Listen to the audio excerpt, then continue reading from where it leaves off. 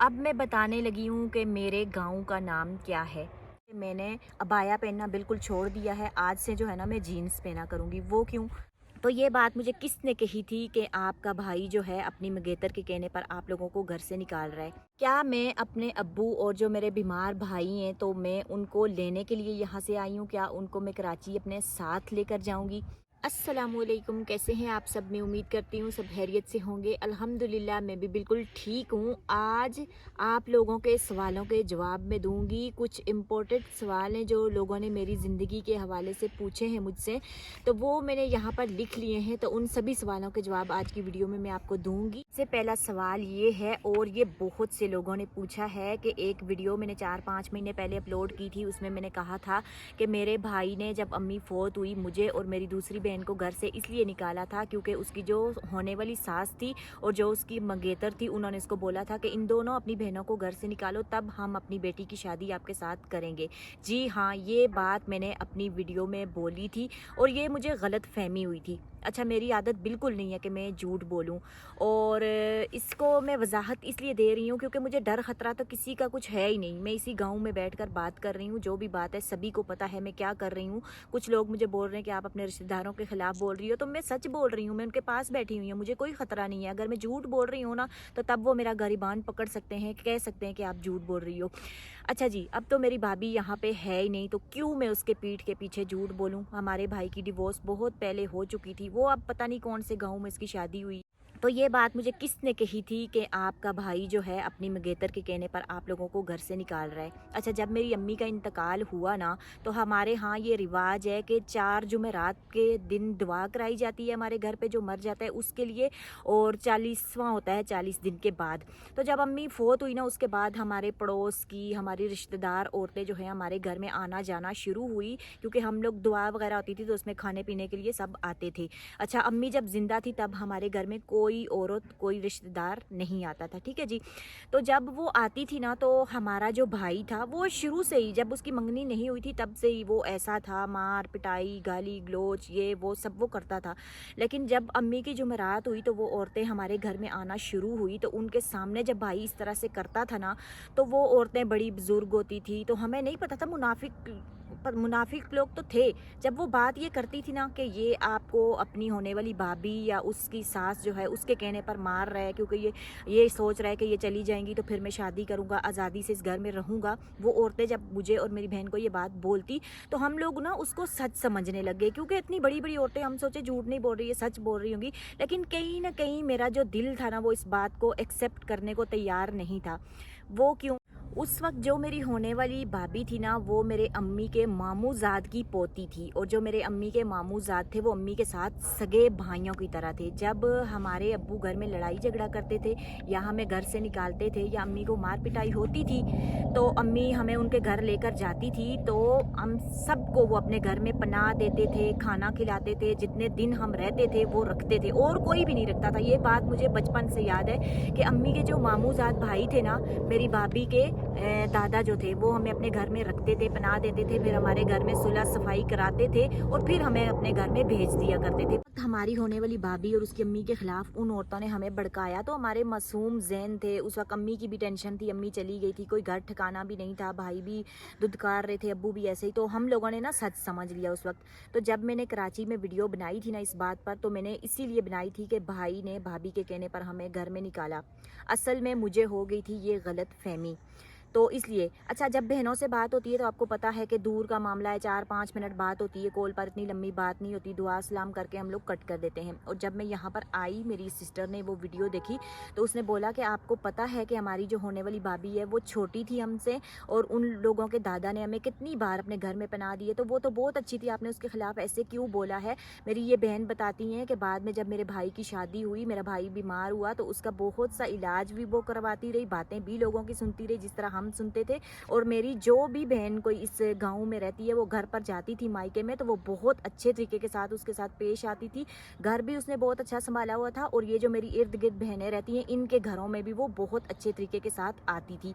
लेकिन गलती हमारे घर वालों की अपनी थी, जिस तरह उन्होंने हमें निकाला इसी तरह से उन्होंने हमारी भाभी को भी निकाल दिया था। तो सॉरी, یہ بات غلط ہوئی ہے. بھابھی اور اس کی ماں کے کہنے پر ہمیں بھائی نے گھر سے نہیں نکالا تھا، بلکہ جو عورتیں ہمیں ان کے خلاف بھابھی اور اس کی ماں کے خلاف بھڑکا رہی تھی، انہی عورتوں کے کہنے پر، انہی عورتوں کی باتیں ہمارا بھائی سنتا تھا، ان کے کہنے پر اس نے ہمیں گھر سے نکالا تھا. کیا میں اپنے ابو اور جو میرے بیمار بھائی ہیں تو میں ان کو لینے کے لیے یہاں سے آئی ہوں؟ کیا ان کو میں کراچی اپنے ساتھ لے کر جاؤں گی؟ اچھا، ایک بات میں آپ کو بتاؤں، میری یہ جو بہن ہے نا، اس نے میرے ابو کی منتیں کی ہے، منتیں، کہ ابو آپ آ جائیں، آپ اکیلے ہیں، گھر میں کوئی نہیں ہے، اب آپ کے مال مویشی بھی نہیں ہے جس کی وجہ سے آپ گھر پر رکیں گے، آپ کے مکان کچے ہیں، دوسری سسٹر بھی بیمار ہیں، آپ کو مطلب صحیح سے خیال تو وہ رکھتی ہے لیکن اتنا نہیں رکھ سکتی کیونکہ وہ خود بھی بیمار ہے. تو آپ جو ہے نا میرے گھر پر آ جائیں، جو میں کھاتی ہوں آپ کو کھلاؤں گی، آپ کی خوب خدمت کروں گی. لیکن میرے ابو نے ان کو انکار کر دیا کہ میں آپ کے ساتھ نہیں جاؤں گا. اور کافی سارے لوگ مجھے کہتے ہیں کہ آپ اپنے ابو کا خیال نہیں رکھتی ہو. جتنا مجھ سے ہو سکتا ہے، جتنی میری حیثیت ہے، حیثیت کے حساب سے میں اپنے ابو اور بھائی کا جب سے میں کماتی ہوں تب سے میں خیال رکھ رہی ہوں. میں اپنے بھائی کو کراچی بھی لے کر گئی ہوں، اس کو دوائی علاج میں نے وہاں کروایا، وہ ٹھیک ہوا، اس کو میں نے گاؤں بھیجا. گاؤں میں جب وہ آیا کسی نے اس کا خیال نہیں رکھا، وہ دوبارہ سے بیمار ہو گیا.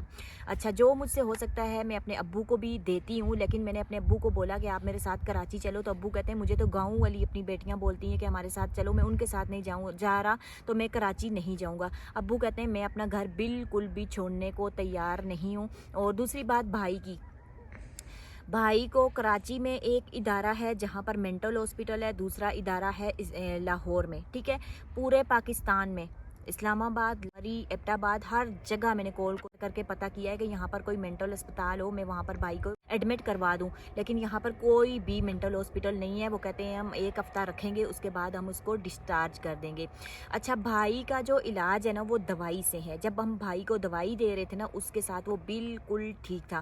تو کراچی میں ڈاکٹر نے بولا تھا کہ اس کو بند کرنے کی یا مینٹل ہاسپٹل میں داخلہ کروانے کی کوئی ضرورت نہیں ہے، اس کو گھر میں رکھو، اس کے ساتھ ہمدردی کے ساتھ پیش آؤ، اس کے کھانے پینے کا خیال رکھو، اس کی صاف صفائی کا خیال رکھو، اس کی خاص کر دوائی کا خیال رکھو. لیکن وہ کسی نے نہیں دی تھی. اور جب سے میں آئی ہوئی ہوں نا، میں یہاں پر آئی ہوئی ہوں، ایک دفعہ میں ابو کو دوائی دے کر آ چکی ہوں 10 دن کی. مجھے نہیں پتا ابو اس کو وہ دوائی دے رہے ہیں یا نہیں دے رہے.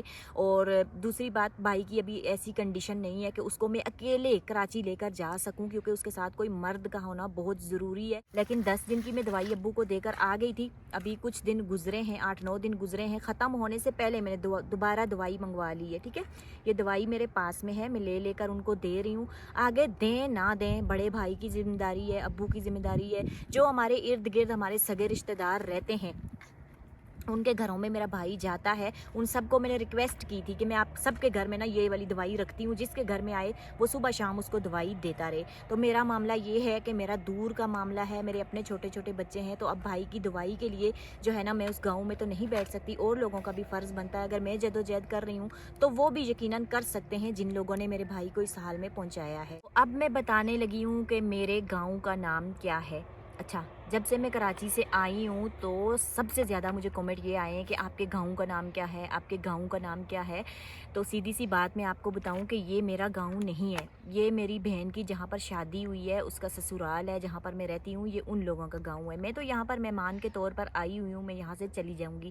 اچھا، دوسری بات یہ ہے کہ کوئی بھی یوٹیوبر ہو یا کوئی بھی اس طرح کا مطلب جو کام کرتا ہے سوشل میڈیا پر، وہ آپ کو اپنے گاؤں کا، اپنے گھر کا ایڈریس کبھی بھی نہیں دے گا، کیونکہ بچوں کی سیفٹی کا، اپنی سیفٹی کا، سیکیورٹی کا معاملہ ہوتا ہے. ٹھیک ہے، تو باقی میں اگر اس بہن کے گاؤں کا نام آپ کو بتا دوں، میں چلی جاؤں، اللہ نہ کرے بعد میں خام خواہ اس کے ساتھ کوئی اس طرح کا معاملہ ہو جائے میری وجہ سے، تو پھر کیا ہوگا. میں آپ کو اپنے گاؤں کا نام تو نہیں بتا سکتی، البتہ میں آپ کو یہ بتا سکتی ہوں کہ مری کے قریب، بہت قریب ہمارا یہ گاؤں ہے، میری بہن کا سسرال ہے جہاں میں رہتی ہوں. اور میرے ابو کا جو گاؤں ہے یہاں سے کافی 1 گھنٹے کا سفر ہے، تو وہ بھی مری کے ارد گرد ہی قریب ہی ہے.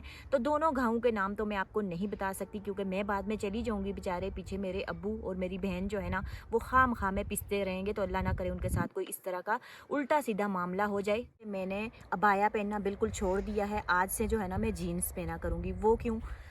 بہت سارے کچھ معاملات ہوتے ہیں. کراچی کے ماحول اور یہاں کے ماحول میں زمین آسمان کا فرق ہے. کراچی میں بہت بڑا شہر ہے، وہاں پہ جب نکلتے ہیں تو پردہ کرنا پڑتا ہے، اچھا نہیں لگتا. وہاں پر سبھی لوگ عبایا پہنتے ہیں، تو اس لیے میں بھی عبایا پہنتی ہوں. ابھی میں آئی ہوئی ہوں ایسے خطرناک پہاڑوں میں जहाँ पर अगर हमने अबाया पहनकर उतरने चढ़ने की कोशिश की ना तो हमारी हड्डी पसली भी एक हो सकती है। यहाँ पर कोई भी अबाया नहीं पहनता। कपड़े आप चाहे जैसे भी पहन लो, जीन्स पहन लो, वो पहन लो, शलवार कमीज़ पहन लो, वो आपकी मर्ज़ी है। सर पर दुपट्टा होना चाहिए। मेरा कुछ भी किसी को नज़र नहीं आ रहा तो मैं जीन्स ना पहनूँ तो मैं क्या पहनूँ। दूसरी बात, यहाँ पर लोग जो है ना अबाया नहीं पहनते। कहीं भी आपको मैं मरी घुमाने ले जाऊँ, पिंडी ले जाऊँ, कहीं भी ले जाऊँ, यहाँ पर लोग जो है ना चादर ओढ़ते हैं। कोई निकाब करता है उसकी मर्ज़ी है, कोई नहीं करता उसकी मर्ज़ी है। और दूसरी बात, हया जो होती है ना वो औरत की और मर्द की आँखों में होती है। तो दूसरे बहुत सारे हम लोग बेहयाई के काम करते रहते हैं, लेकिन जब कोई कपड़े पहन लेना किसी भी तरह के, उसका दिल कर जाए या सर्दी के हिसाब से पहन ले, तो हम लोग बहुत ज़्यादा उसके लिए बातें करते हैं। अच्छा जी, ये 4 सवाल आप लोगों ने मुझसे बहुत ज़्यादा पूछे थे, तो मैं उम्मीद करती हूँ मैं अच्छे तरह से आप लोगों को इसका जवाब दे पाई होंगी। अगर और भी आपके दिमाग में कोई सवाल हो तो आप उसका मुझे कमेंट सेक्शन में पूछ सकते हैं। मैं जवाब देने की पूरी जो कोशिश है ना वो करूँगी। अगर आज की ये वीडियो पसंद आई हो, वीडियो को लाइक करना, चैनल को सब्सक्राइब करके बेल आइकन के बटन को लाजमी प्रेस करना, ठीक है। मैं आपसे मिलूंगी किसी नेक्स्ट अच्छी सी वीडियो के साथ। तब तक के लिए अपना ख्याल रखिएगा। अल्लाह हाफिज़।